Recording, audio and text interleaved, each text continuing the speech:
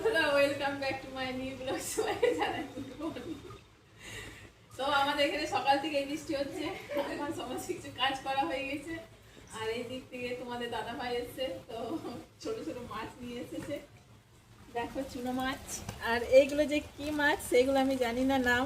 তোমরা যদি কেউ জেনে থাকো তো অবশ্যই আমাকে কমেন্টে জানাবে এগুলো কি মাছ বলে। আমি শুধু মাছ খাই, মাছের নাম জানি না। এগুলো কী মাছ বলে আমি জানি না।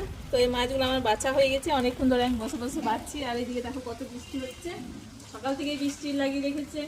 তো আজকে আমাদের হচ্ছে খিচুড়ি বানিয়েছি, মানে খিচুড়ি চাপানো আছে, প্রায় হয়ে এসেছে। আর এদিকে মাছগুলো বাছতে বসে। বন্ধুরা, আজকে কিছুটা মাছ করব, ভাজা করব, আর কালকের জন্য ভেজে রেখে দেবো একবারে। তো এখন এইগুলো আমি সব করে নিই। আর দেখো এদিকে আমাদের কত বৃষ্টি পড়ছে, ছাতা নিয়ে মাছ বাছতে বসে গেছি, দেখো কত বৃষ্টি হচ্ছে।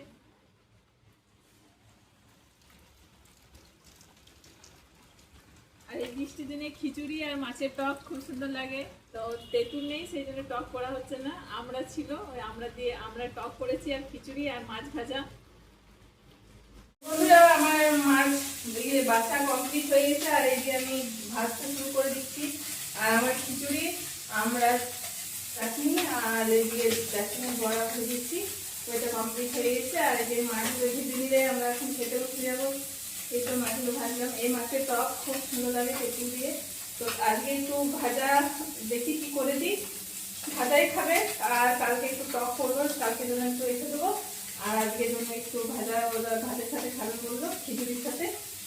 চলো এখন আমি ভেজে নিই। আর অনেক সময় খেতে দিই, কেন এই মাছগুলো এই ভাজতে এখন অনেকটু দেরি হবে। তারপর এখন এতগুলো আছে, এই মাছগুলো ভাজতে একটু বেশি টাইম লাগে। গরম গরম খিচুড়ি, আর এইদিকে করেছি বড়া ভাজা, আর এইদিকে করেছি আমরা টক। তো আমাদের খিচুড়ি একদম কমপ্লিট হয়ে গেছে। এখন অনেসে আমি খেতে দিয়ে দিই। তো আমার এই মাত্র সন্ধে দেওয়া কমপ্লিট হলো। আর সন্ধে দিয়ে পরে আমি এখন বসে আছি ঠাকুরের কাছে, বসে পরে প্রার্থনা করছিলাম। আর এইদিকে দেখো সন্ধে দেওয়া কমপ্লিট হয়ে গেছে। এবার রাত্রে দেখি কি রান্না করতে হবে। অল্পতে খিচুড়ি আছে, দেখি যদি বলে যে খিচুড়ি খেয়ে নেবো তাহলে একটু আলু আলু ভেজে দেবো। আর এখন আমি একটু চা করে দিই, চা নিজেও একটু খাই।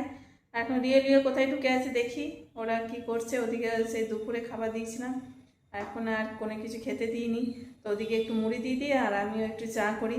চলো যাই, এখন আমার সন্ধে দেওয়া কমপ্লিট হয়ে গেছে। দেখো সন্ধে দেওয়া আমার কমপ্লিট হয়ে গেছে। যখন খুব জোরে জল বৃষ্টি হয় তখন এই জানলার কোনাটা দিকে জল গড়িয়ে আসে, এইদিকে পড়ে জলগুলো, কি আর করা যায়। তো আমি টেবিলটা একটু সরিয়ে রেখেছি, জলটা টেবিলে লাগবে না, নিচে দিয়ে গড়িয়ে যাবে। তো রাতের এখন খাওয়া দাওয়া আমাদের কমপ্লিট হয়ে গেছে। আর রাতের খাওয়া দাওয়া কমপ্লিট করে আর রিওলিওকেও আমি খেতে আগে দিয়ে দিই, কেন আমরা যখনই খেতে বসি তখন ওরা আমাদের এসে পরে বিরক্ত করে। তো আজকে আমি দুপুরবেলায় খিচুড়ি আর আমরা চাটনি আর বড়া ভেজেছিলাম। তো মনীষা যখন চাটনি খাচ্ছিল তখন ও লিওকে খাওয়াচ্ছিল, তো ও চাটনিও খাচ্ছে।